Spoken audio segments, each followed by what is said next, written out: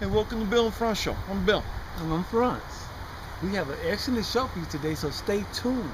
You will enjoy it. You know it.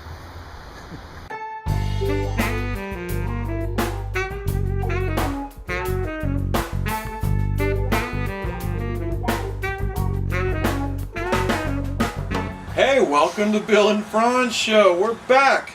And today, Yes, we are. we're back, and we're going to talk about both the RNC and the DNC conventions that just passed by. I'm sure you know what we're talking about, right? Yes, I hope you do. I hope you do. You should be paying attention. That's right. You've got to pay attention. So I'm going to review a few things about the RNC, which is a little while ago. Okay. Paul Ryan, aka Paul Ryan. The first thing I got to say is, you know, he was portrayed often as a hard-hitting truth teller. Yeah. That's how that was how they cast him before he began. But then, even a Fox News reporter even said, "Wow, it's amazing how many falsehoods he squeezed into one political speech." Even a Fox News person was impressed with that. Okay, so what you're saying is, at first people thought he told the truth, but now he's being revealed. Oh my goodness! Well, I guess he changed his tune, you know, now that he's going to go for White House. One thing he said that everyone talks about all the time is that he talked about this plant in his home state of Wisconsin that Obama had visited and said, if your government cares about this plant, then it should be running for another 100 years. But then he says, but you know, it's already closed. He was implying that that Obama failed it and it had closed because of Obama's failing, but in fact, that very same plant that candidate Obama had declared needs support, Right. it had already closed before he even got into office. They closed it like 2008. They closed it in 2008, and he didn't come to office until 2009. So that's one example right there. See, pay attention. Pay attention. And now this is kind of what we, a few months ago we did our FOP skit. Yeah. Remember that? Hope y'all remember that. You know what I'm And saying? if not, go back to it. It's episode 211 from May of 2012. Right, exactly. Anyway, so the thing about conservatism that drives me crazy, and that was kind of the gist of the debate, was that conservatives talk about how great America is all the time. Right. They're like, oh yes, and Condoleezza Rice, she was all like, oh, isn't America great? Or a black woman such as myself, can imagine herself as president, but end up as Secretary of State. Isn't America great? Every time a conservative claims about how great the United States is, Right. everything great about it was something that when a liberal had advanced. For example, women's rights. That was a liberal thing that conservatives resisted. Blacks voting, or even not being slaves. That's also that was a liberal thing. That's progression. That's progression, and conservatives at the time reserved it. That's what conservatives are about. So if you're going to claim to be conservative, you've got to really work backwards here. Right. The conservatives didn't want revolution. Conservatives by nature oppose revolution. So the conservatives would have preferred stay under the rule of King George. Way back when, but no, it's the people who wanted to move forward, but the conservatives resist. That's the nature of conservatism. So every time you claim, we resisted, British imperialism, and and we're all free, and women can vote, blacks can vote, and all this kind of stuff, and isn't it great how everyone can live happily ever after and stuff? America is great because liberals help advance America to where we are with all our civil liberties. Mm-hmm. Yes, America is great. Too bad you didn't mention the liberals advance America. That's right. So, Connie, let's get this right, girl. Let's get this right. Pay attention, y'all. Mm-hmm. And now another thing is that Condoleezza Rice was also talking about and a lot of people too, that they were all talking about American exceptionalism. American exceptionalism is sort of an international thing, saying basically America isn't just great, but America is better, uniquely better than every other country in the world. We are so much better than everyone else, right? Well, Kate she compared it to like a grandma who loves their little child. And they say, Right. "Oh, you're such a sweet little baby. Oh, you're perfect. You're precious. Right. You're a great kid. You can do no wrong." And that kid ends up being the bad seed, Brat. saying? The brat, the one that's doing all kind of psycho stuff. Or just being really selfish. Right. And if you think of it that way, then you know, a grandmother who does that is actually, it's not the best form of love to think, oh, my little child or my country is so perfect, it can do no wrong. Because if you really love your country, you see the good and the bad in it, Right. and you nurture both and try to make it even better. You don't just say, oh, you're perfect, and oh, isn't it that cute that you're smashing your neighbor's window? Or like when you see a little kid who's dropping it like it's hot, and the little kid's dancing, touching the floor, and that kid is 5 years old. Yeah. It's cute, and oh, that's so cute. It ain't cute when the kid is 15 and got 2 kids. Mm-hmm. And doesn't listen to criticism very well or anything. That's right. Yeah, right. But go ahead, America. America. Well, that's basically it. So, you know, if you really love your country, you're gonna see it for good and bad and try to shape it in the right direction. You don't just say, anytime someone sees a little flaw, you don't just go, oh, well, love it or leave it. Right. You know, my child's perfect. And not just that, the world is bigger than America. Okay? We have all these other continents like Asia, you know, Europa. Those folks, I mean, I can imagine if I'm from Europe and they say America's exceptional, they're perfect. I would just hate America like so many other people do. Arrogance. You know, it's arrogance. There's a lot of people around the world that don't like us simply because of that. And it's also just really small to think that your country's great. Oh, so you're saying, you know, the British aren't? You know, they're nobody? I mean, aren't they pretty cool? I mean, don't they have? I mean, that's a democracy too. The Beatles were hella cool. So, you know, hey, some cool people around the world. You know, that's what it is. So anyway, I don't know. I don't have any really things specific about the RNC. People weren't particularly impressed with Mitt Romney, and they were all. It's funny because before the thing, they were like, "Well, we're not really expecting Mitt Romney to be very exciting," and afterwards, their reactions were all the press was like, "Well, you know, he did okay." Right. We didn't expect him to be excited. He was boring as hell. We expected this. Thanks, Mitt. You gave us exactly what we thought we were gonna get, man. Appreciate this. And you know what we expected him if he wins too, so. Right, you know. So, but I will talk about the DNC, the Democratic National Convention. I'm not going to get specific about the speeches. I'm going to talk about certain people that got up and did their thing. Michelle, you rocked it, girl. You look good, girl. Hot butter, because you was fine, girl. You were fine. You was looking good in that pink dress, girl. Gabby, you look good too, girl. I love that you did the Pledge of Allegiance. And you look really good. God has really blessed you. You look really good. Joe Biden, I was shocked. You were really good and not fiery. You know what I'm saying? I thought she was a reverend. I thought you was going to start in God. You know, you handled your business. Let me talk about Bill Clinton. My man Bill. That was definitely the highlight. Yes, he was. He rocked that speech. He rocked it. I love when he was hitting them on them points. It's arithmetic. It's arithmetic. And hit them with the numbers, the job numbers. Republicans, 24 million jobs created. Democrats, 42 million. I mean, Bill was on point like a spear or something. You know what I'm saying? He was great. So Sharp. He walked out to that audience, and it was all love. Yep.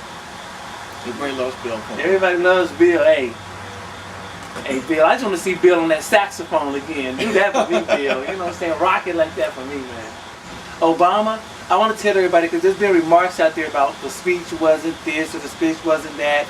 He didn't have to do all of that. Bill went out there and handled his business for him. Bill was the defender of Obama, the shield. You know what I'm saying? He came out with the numbers and the statistics and started Bruce Lee-ing everybody. What the? Pow, pow, pow! I mean, just knocking them down. You know what I'm saying? So Obama didn't have to come out like that. Obama did exactly what he was supposed to do. He got out there and spoke to the people and told them, you know, he just strengthened what Bill was saying and strengthened what everybody else was saying and strengthened what reality is saying. So I thought it was well written and I liked it because it gave me that oomph at the end, you know? If you compare the two, I would say, first of all, it seems like the Democrats have better speechwriters. Yes. It was more eloquent and meaningful. And the other side of it is that, and this is my opinion, but they're on the right side. Because one is FOP, and you know what that means? AKA, I got mine, screw you. Right. And Democrats are like, no, we're in all this together and we have to cooperate. All their message was, It was almost said, "I got mine. I built this. I didn't need any help," which is almost a falsehood unto itself. Their fundamental message. It's us or me, and that's pretty much your choice in this election. Yeah. We're going to take a break. Heineken does not support the Bill and Frantz show whatsoever.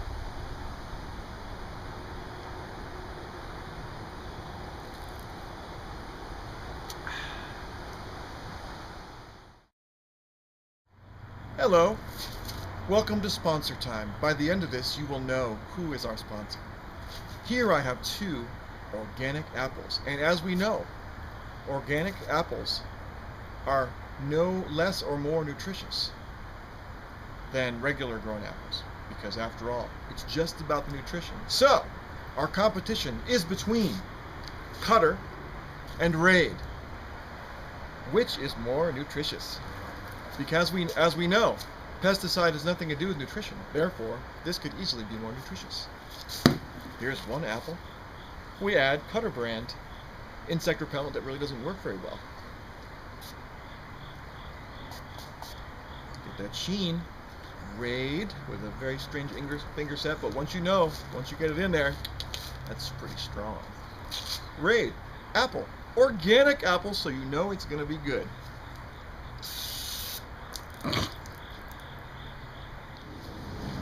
These sure do look delicious, don't they?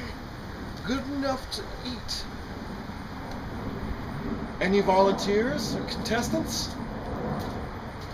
We have a contestant right here. Do these not look delicious? They look very delicious. They're organic. Organic? Yes. Oh my God! Can I have one? Absolutely. Thank you. Good. Enjoy. Thanks.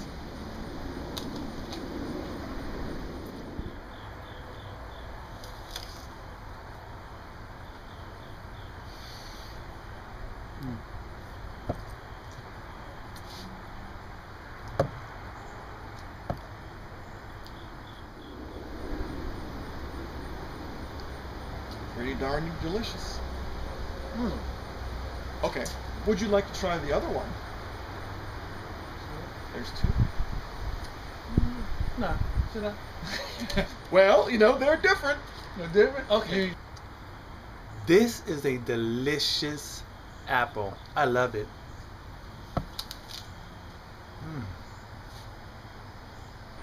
That one there, that's Cutter.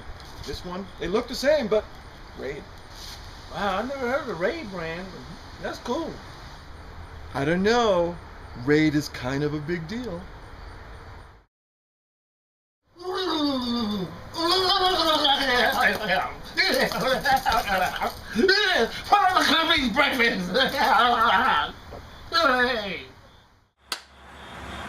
Hey, welcome back to the show.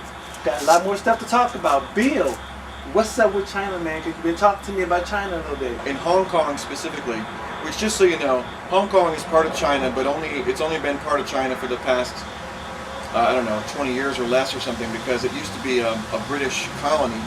So there was all of mainland China, but then Hong Kong was off to the side, but it was British, so it had all the people, they were of the same Chinese descent, but they were living under British rule, so they had that Western, more democratic. As we know, the British aren't, not that bad, and kind of like America in many ways, so, they believe in democracy.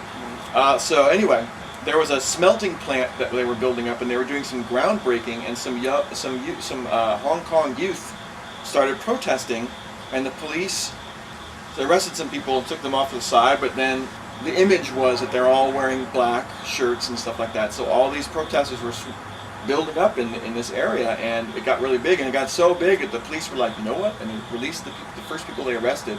It's just interesting to see that in China. A smelting plant?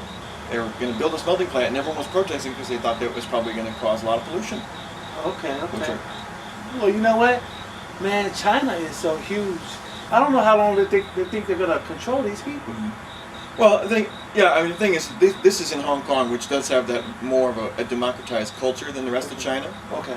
So there is that, but it's not Shanghai, it's not Beijing. This is really interesting. It'll be interesting to see how it develops. It is just about one plant. Will they still build the plant? If they do build it, will they change it? stay tuned. Hey, Viva Revolution. You know what I'm saying? Do what you have to do. I mean, if you feel like this is what you have to stand up for something, and you're willing to give your life, Viva Revolution. Go ahead, China. Right on, right on. Good luck. It's all good. I got Hollywood. What's going on in I got Hollywood. Well, America, at the VMAs, Chris Brown and Rihanna kissed. Rihanna, the Little continuing story of Rihanna. Yes, they kissed. And y'all know the background story on that whole relationship. But they kissed. So what I want to tell America is this. Relax, breathe, because it's more than likely that we will see them as a couple again. Okay? Right.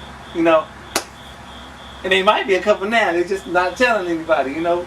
Well, kiss, that's a pretty big giveaway. You know, but Chris got a girlfriend. And let me tell the girlfriend right now. Chris. You mentioned that. Chris has a girlfriend.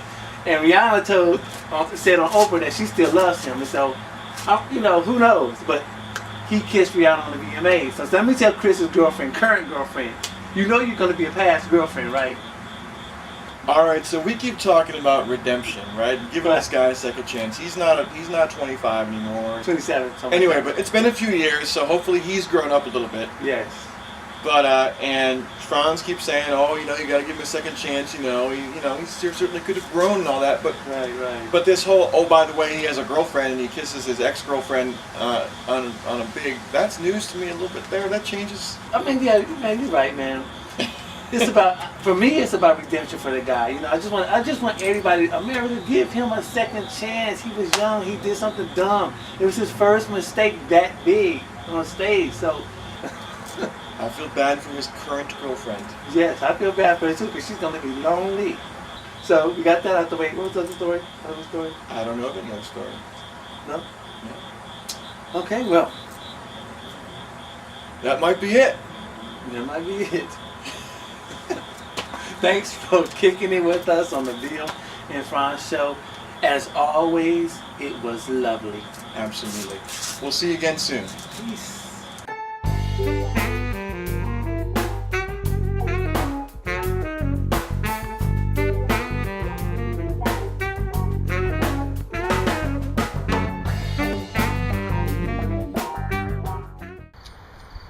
Something about that hose.